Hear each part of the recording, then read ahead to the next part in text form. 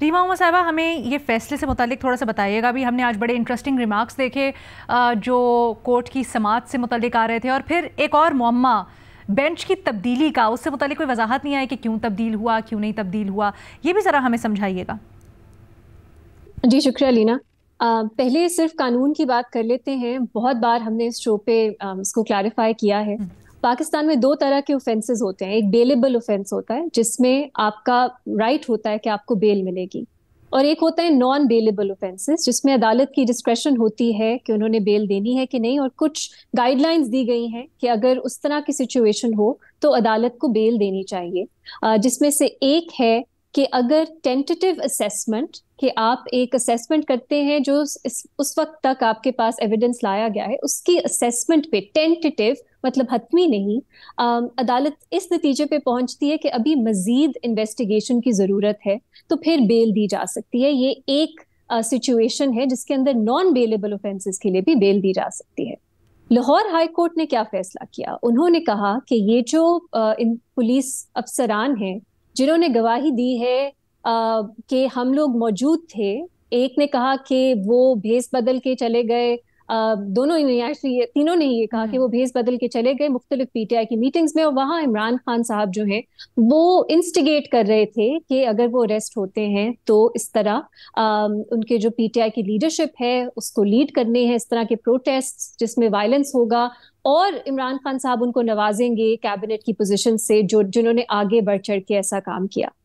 इस पे Lahore high court ने कहा कि प्रीमा फेशी, कि उन्हें टेंटेटिवली ऐसा ही लगता है कि जो जुराइम है कि इमरान खान साहब क्रिमिनल कंस्पिरेसी में मुलविस थे, कि उन्होंने रियासत के खिलाफ जंग कर दी, वो प्रूव होता है।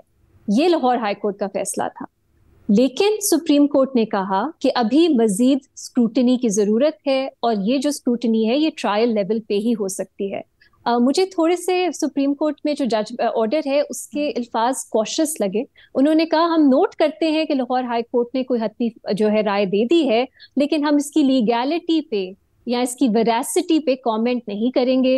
इस फैसले में हम एविडेंस को मजीद कुछ उस पर बात नहीं करेंगे, बस ये कहेंगे कि मजीद स्क्रूटनी की जरूरत है, और क्योंकि 9 मई से जुड़े इस तरह के 3 केसेस में बेल दे दी गई है तो कंसिस्टेंसी के लिए हम बेल जो है हम भी देंगे। ये दो फाइंडिंग्स थी अदालत की। मैं फिर से कहूंगी कि लाहौर हाई कोर्ट का फैसला काफी प्रॉब्लमैटिक था, और मैं एक्सपेक्ट कर रही थी कि शायद कुछ ज्यादा स्ट्रॉन्ग अल्फाज इस्तेमाल किए जाएंगे उस फैसले के खिलाफ, जो नहीं हुए। इसके अलावा तो मैं ये कहूंगी, लेकिन मेरा ख्याल फैसला एक्सपेक्टेड था लीना। सुप्रीम कोर्ट के लेवल पे जैसा हमारा बेल का प्रेसिडेंट्स मौजूद हैं, जैसी हमारी बेल की पूरी ज्यूरिस्प्रूडेंस है, एक्सपेक्टेशन मेरी तो यही थी। इवन दो ये लास्ट मिनट ड्रामा आया कि बेंच में तब्दीली हुई, और पहले भी हमने देखा कि बार बार डिले हो रही थी, ये एडजर्नमेंट्स मिल रही थी इन प्रोसीडिंग्स में, तो इसने कुछ अननेसेसरी ड्रामा क्रिएट किया। लेकिन मेरिट पे मुझे भी लगता है कि यही फैसला आना था। अब जैसे भट्टी साहब ने कहा, ऐसा ही होता है, जिस पार्टी को रिलीफ मिलती है बेल की सिचुएशन में, वो मेरिट्स को बहुत बढ़ा चढ़ा के कहते हैं कि टेंटेटिवली ही सही, अगर अदालत ने कह दिया मजीद स्क्रूटनी की जरूरत है, इसका मतलब है अभी तक जो एविडेंस सामने आया वो नाकाफी है। जो दूसरी साइड है वो कहती है नहीं, अभी ये टेंटेटिव ही है, ये हतमी फाइंडिंग नहीं है, ट्रायल में फैसला होगा। तो हमने यही देखा है। तो मेरे लिए कुछ सरप्राइजिंग अगेन सियासी बयानियां भी नहीं है। मेरे लिए क्या ऑफ कंसर्न है लीना, वो ये कि सब ये कहते हैं कि 9 मई क्या नहीं हुआ। 9 मई हुआ, लेकिन 9 मई को क्या हुआ ये अभी तक हमें समझ नहीं आता। इतनी ज्यादा प्रोसीडिंग्स चली हैं, मिलिट्री कोर्ट्स में भी चली हैं, एंटी टेररिज्म कोर्ट्स में भी चली हैं, हमने हाई कोर्ट सुप्रीम कोर्ट में भी बेल की प्रोसीडिंग्स देख ली हैं, लेकिन एग्जैक्टली मामला क्या था? अब आप इन पुलिस अफसरान के जो जो उन्होंने कहा कि उन्होंने सुना, उस पर भी देखें, म्यूटिनी का जिक्र नहीं है। ये जिक्र नहीं है कि इमरान खान साहब चीफ ऑफ आर्मी स्टाफ से रिलेटेड कोई साजिश कर रहे थे। साजिश जिसका जिक्र भी होता है वो ये है कि आपने सिविलियन और मिलिट्री इंस्टीट्यूशंस जो है उन पे हमला करना है कंसर्टेड तरह से। क्या 9 में ये था? या क्या 9 में जो हमें बताया गया कि एक म्यूटिनी की कोशिश थी, साजिश थी फौज के खिलाफ, वो थी? वो लीगल प्रोसीडिंग्स में हमें एक इनकंसिस्टेंसी नजर आती है नैरेटिव की और कानूनी कार्रवाई जो हो रही है उसकी। तो जब कहा जाता है क्या 9 में नहीं हुआ, मेरा सवाल ये होगा कि आपका क्या क्या क्या कहना चाहते हैं कि 9 में क्या था? क्योंकि उसी के एतबार से आपकी जो हम बात करते हैं रेप्रिकॉशंस होंगे कि किसी ने पहले नहीं किया, उस मजम्मत भी उसी तरह होगी और सजाएं भी उसी तरह प्रोपोर्शनेट होनी चाहिए। लेकिन बयानिया कहाँ है और जो लीगल प्रोसीडिंग्स चल रही हैं उसमें जो एविडेंस आ रहा है वो कहाँ है? ये एक बहुत ज्यादा डिस्क्रेपेंसी है, इनकंसिस्टेंसी है, जो मेरी नजर में बहुत ज्यादा प्रॉब्लमैटिक है। और लीना, क्यों मैं कहूंगी कि पीटीआई के बयानिए में not based on this order, लेकिन ओवरऑल जो मैंने देखा है, मैंने एविडेंस देखा है, क्यों पीटीआई की समझ आती है कि वो सेलिब्रेट करें, क्योंकि सच में जो अभी तक सबूत मुख्तलिफ कार्रवाइयों में सामने लाया गया है वो दिखाता है कि खास कुछ नहीं है प्रोसिक्यूशन के पास। तो ट्रायल में वो क्या मजीद दिखाएंगे जिससे वो साबित कर सकेंगे इतने संगीन नौयत के cases, waging war against the state Imran Khan साहब के साथ, जिसमें डेथ पेनल्टी भी मिल सकती है, इसमें बियॉन्ड रीजनेबल डाउट आपको प्रूव करना होता है। अभी तक हम देखते हैं कि बहुत ही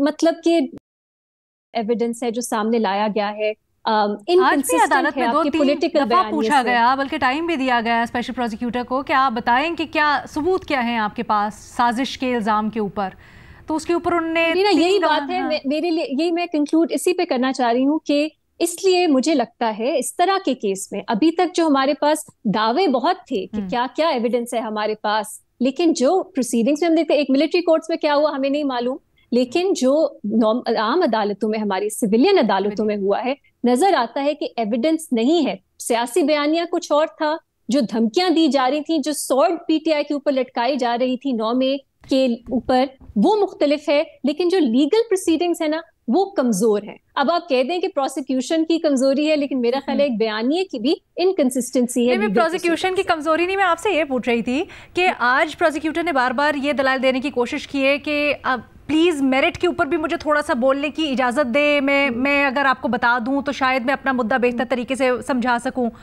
क्या आप समझती हैं कि पूरी तरह से अपना मुद्दा ना समझा पाना इस स्टेज के ऊपर वो भी कहीं ना कहीं रुकावट बना, या फिर इसका इम्कान कम लगता है? नहीं, मुझे नहीं लगता। साफ नजर आता है कि चीफ जस्टिस साहब मेरिट्स पे बिल्कुल नहीं जाना चाह रहे थे। कुछ बात हो जाती है वैसे, टू बी ऑनेस्ट, बेल की जो अपील्स होती हैं उसमें कुछ बात, क्योंकि टेंटेटिव असेसमेंट अदालत करती है, उसमें कुछ बात हो जाती है जो आपके पास एविडेंस है उसकी, लेकिन चीफ जस्टिस साहब उसके करीब भी नहीं जाना चाह रहे थे। उन्होंने, आप कह लें, जो टेक्निकल ग्राउंड्स हैं जिसपे बेल मिलनी चाहिए उस पे उन्होंने बेल दी। उन्होंने कहा मजीद स्क्रूटनी की जरूरत है, लेकिन एग्जैक्टली हमें बताया नहीं क्यों। तो मैं भी कहूंगी एक सवाल है, उस पर थोड़ी एक्सप्लेनेशन आ भी जाती तो अदालत अब कानून की खिलाफ वर्जी नहीं करती। टेंटेटिव असेसमेंट प्रीमा फेशी अदालत जो है वो दे सकती है रिमार्क्स, लेकिन उन्होंने वो भी नहीं किया, तो वो बहुत कॉशियसली प्ले करे। तो जैसे मैंने कहा, लाहौर हाई कोर्ट के फैसले पे भी उन्होंने बहुत कॉशन के साथ बात की कि हम नोट करते हैं, लेकिन हम उसकी लॉफुलनेस या उसकी जो हकायक है, लीगैलिटी के ऊपर कोई बात ही करें।